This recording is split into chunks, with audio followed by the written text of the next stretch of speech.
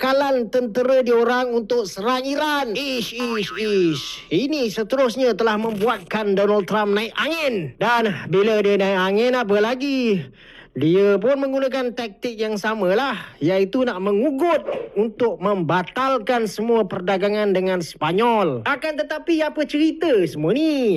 Cerita dia macam ni guys. Benda ni semua berlaku lepas kerajaan Pedro Sanchez. Pedro Sanchez ni dia adalah Perdana Menteri Sepanyol lah.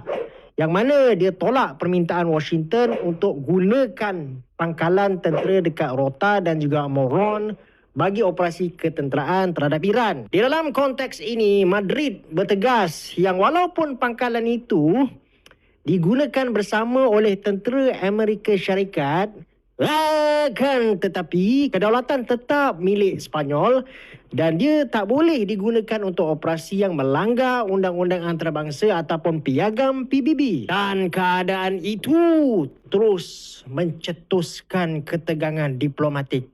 Sanchez secara terbuka, dia pun tambah lagi kepedasan. Dia mengkritik serangan Amerika Syarikat terhadap Iran sebagai satu tindakan yang sangat berbahaya yang boleh memperluaskan konflik dekat Timur Tengah. Bukan itu sahaja, dia juga bagi amaran yang dunia mungkin mengulangi kesilapan seperti Perang Iraq pada tahun 2003 kalau konflik ini berpanjangan. Pada masa yang sama, data penerbangan menunjukkan sekurang-kurangnya 15 pesawat tentera Amerika Syarikat meninggalkan pangkalan dekat Sepanyol lepas Madrid melarang US untuk menggunakan pangkalan itu sebagai satu operasi serangan. Tapi guys, kita kena tahu, walaupun Trump ni dia ugut nak hentikan semua perdagangan dengan Sepanyol, realitinya dia tidak semudah yang disangka. Sebab Sepanyol ni dia adalah anggota kepada EU.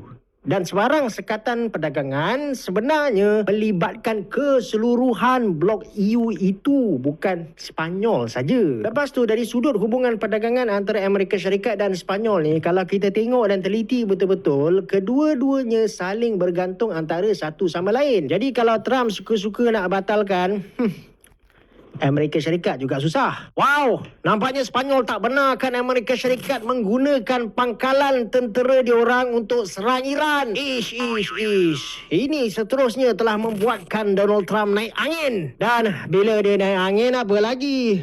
Dia pun menggunakan taktik yang samalah, iaitu nak mengugut untuk membatalkan semua perdagangan dengan Sepanyol. Akan tetapi apa cerita semua ni? Cerita dia macam ni guys. Benda ni semua berlaku lepas kerajaan Pedro Sanchez. Pedro Sanchez ni dia adalah Perdana Menteri Sepanyol lah.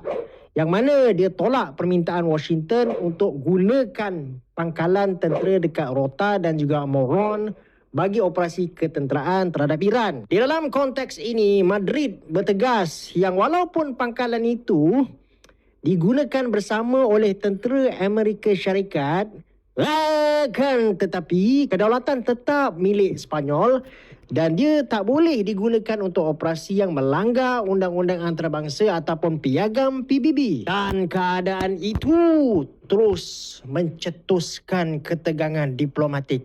Sanchez secara terbuka, dia pun tambah lagi kepedasan. Dia mengkritik serangan Amerika Syarikat terhadap Iran sebagai satu tindakan yang sangat berbahaya yang boleh memperluaskan konflik dekat Timur Tengah. Bukan itu sahaja, dia juga bagi amaran yang dunia mungkin mengulangi kesilapan seperti Perang Iraq pada tahun 2003 kalau konflik ini berpanjangan. Pada masa yang sama, data penerbangan menunjukkan sekurang-kurangnya 15 pesawat tentera Amerika Syarikat meninggalkan pangkalan dekat Sepanyol lepas Madrid melarang US untuk menggunakan pangkalan itu sebagai satu operasi serangan. Tapi guys, kita kena tahu, walaupun Trump ni dia ugut nak hentikan semua perdagangan dengan Sepanyol, realitinya dia tidak semudah yang disangka. Sebab Sepanyol ni dia adalah anggota kepada EU. Dan sebarang sekatan perdagangan sebenarnya melibatkan keseluruhan blok EU itu, bukan Sepanyol saja. Lepas tu dari sudut hubungan perdagangan antara Amerika Syarikat dan Sepanyol ni, kalau kita tengok dan teliti betul-betul, kedua-duanya saling bergantung antara satu sama lain. Jadi kalau Trump suka-suka nak batalkan, Amerika Syarikat juga susah. Wow, nampaknya Sepanyol tak benarkan